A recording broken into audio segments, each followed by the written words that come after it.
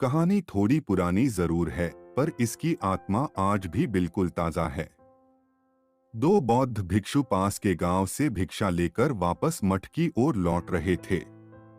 उनमें से एक बूढ़ा भिक्षु था जिसे काफी अरसा हो गया था संन्यास लिए, और दूसरा एक युवा भिक्षु था। उसने हाल ही में संन्यास लिया था। दोनों शांत भाव से अपने रास्ते पर चलते जा रहे थे। रास्ते में एक नदी पड़ती थी जिसको पार करके जाना पड़ता था। आजकल बरसात के कारण वो उफान पर थी। जब वे दोनों उसके तट पर पहुंचे तो उन्हें वहां एक स्त्री दिखाई दी जो नदी पार करने की कोशिश कर रही थी। वह इतनी सुंदर थी कि किसी अप्सरा से कम न प्रतीत होती थी। पानी से भीगे उसके वस्त्रों के नीचे से उसके सुकोमल अंग झांक रहे थे। स्वर्णाभूषण उसके रूप को अनुपम दिव्यता प्रदान कर रहे थे। जब भिक्षु उसके पास पहुंचे तो उस स्त्री ने उनको प्रणाम किया और बताया कि वो यहाँ के राजा की कन्या है जो शिकार खेलते हुए भटक गई है। नदी के उस पार उसका नगर है। उसने विनती की कि कृपा करके मुझे इस नदी को पार करवा दें। नदी का वेग इतना ज्यादा है कि मैं अपने शरीर को संभाल नहीं पा रही हूँ।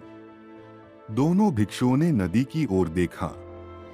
किनारे के उबड़-खाबड़ पत्थर, तल की चिकनाहट और ऊपर से धारा का वेग, कुल मिलाकर उसे पार कर पाना किसी कोमल मनुष्य के लिए अत्यंत कठिन था।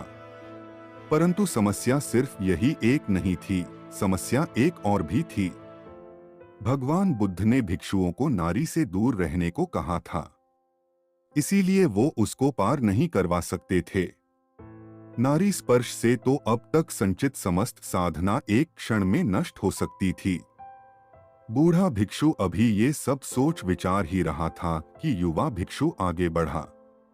उसने उस स्त्री को अपने कंधे पर उठाया और नदी में उतर गया। बूढ़ा भिक्षु ये सब देखकर हक्का बक्का रह गया। वो भी उसे विस्मय से देखता हुआ पीछे पीछे नदी पार करने लगा। युवा भिक्षु दूसरे किनारे पर पहुंच गया। उसने स्त्री को अपने कंधे से उतारा और उसे विदा दी। वह स्त्री भी उनको प्रणाम करके चली गई।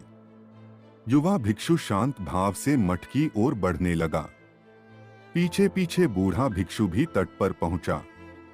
पहुंचते ही उसने युवा सन्यासी को उपेक्षा के भाव से देखा।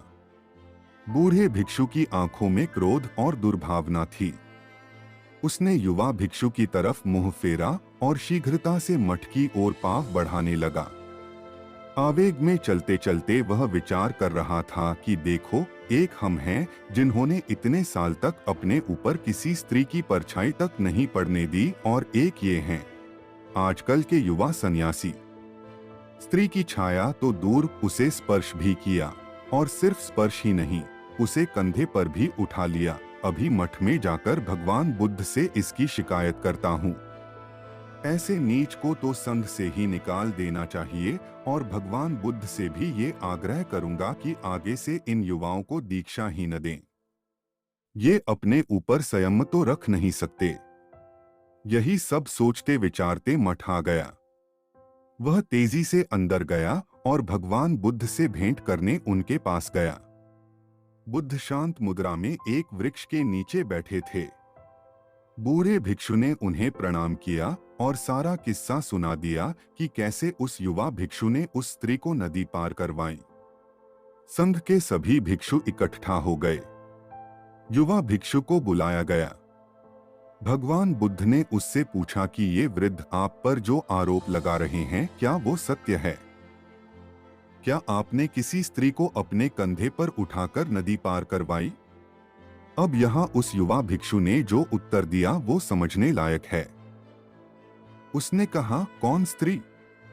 अच्छा वो, हाँ, मैंने उसे नदी पार करवाई थी। परंतु भगवान, मैंने तो उस स्त्री को नदी के उस पार से अपने कंधे पर उठाया और इस पार उतार दिया था। पर ये वृद्ध भिक्षु तो अभी तक उसे अपने कंधे पर उठाए हैं। ये बात सुनकर बुद्ध मुस्कुराए। उन्होंने युवा भिक्षु को आशीष दी और कहा कि सच में किसी कार्य में शारीरिक संलग्नता से कहीं अधिक प्रभावी मानसिक लिप्तता है। युवा भिक्षु ने परोपकार की भावना से उस स्त्री को उठाया, इसलिए उसका मन दूषित नहीं हुआ, जबकि बूढ़े भिक्षु का मन द्वेष भाव से भर गया और वे अब तक अशांत है।